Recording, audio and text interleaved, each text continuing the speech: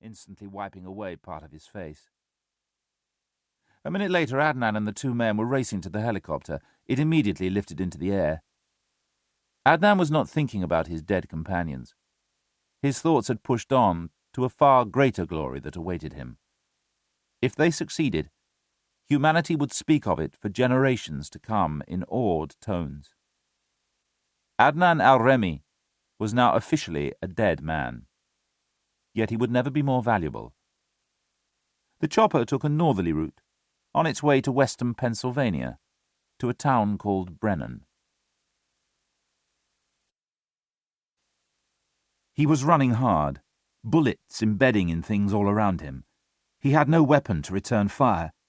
The woman next to him was his wife. The young girl next to her was their daughter.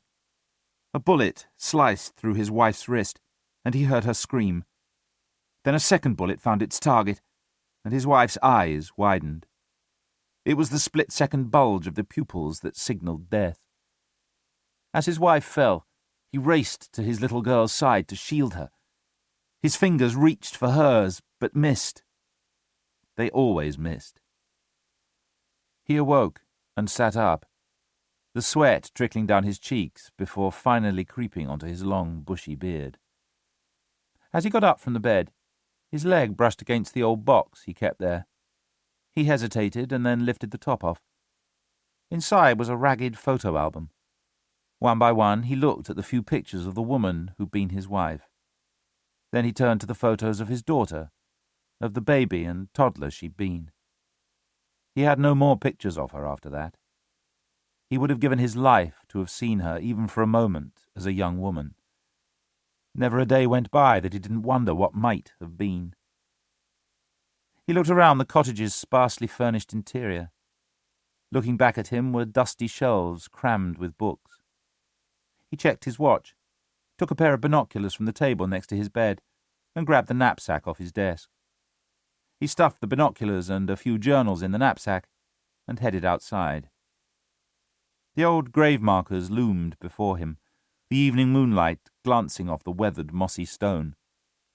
He walked through the large wrought-iron gates where the scrollwork announced that this was Mount Zion Cemetery, located in northwest Washington, D.C., and owned by the nearby Mount Zion United Methodist Church.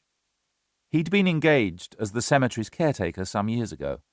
The cottage that came with the job was his first real home in a long time. The church paid him in cash with no bothersome paperwork. He didn't make nearly enough to pay income tax. It was the best job he'd ever had. He walked south on 27th Street, caught a metro bus, and was soon dropped a block or so from his second home in Lafayette Park. As he passed the small tent that at least technically belonged to him, he pulled the binoculars out of his knapsack, and from the shadow of a tree used them to eye the building across the street. He had taken the government-issue binoculars with him after serving his country proudly before completely losing faith in its leaders. His real name he had not used in decades. He had been known for a long time now as Oliver Stone, a name he'd adopted in what could only be termed an act of defiance. He related well to the irreverent film director's legendary work, which challenged the official perception of history, a history that often turned out to be more fiction than fact. This Oliver Stone was also very interested in the real truth. Through the binoculars he continued to study the comings and goings at the mansion that never ceased to fascinate him. Then Stone entered his tent, and using an old flashlight, he carefully noted down his observations in one of the journals he'd brought in his knapsack. He kept some of these at the caretaker's cottage, and many more at a hiding place he maintained elsewhere. He stored nothing at the tent because he knew it was regularly searched.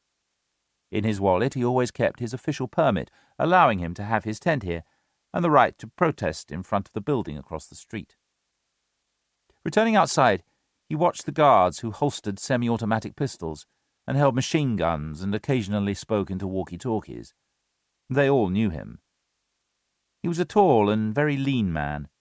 His shirt was too big and his trousers too short, and the shoes, well, the shoes were always problematic. "It is new clothes that you need," a voice said in the darkness.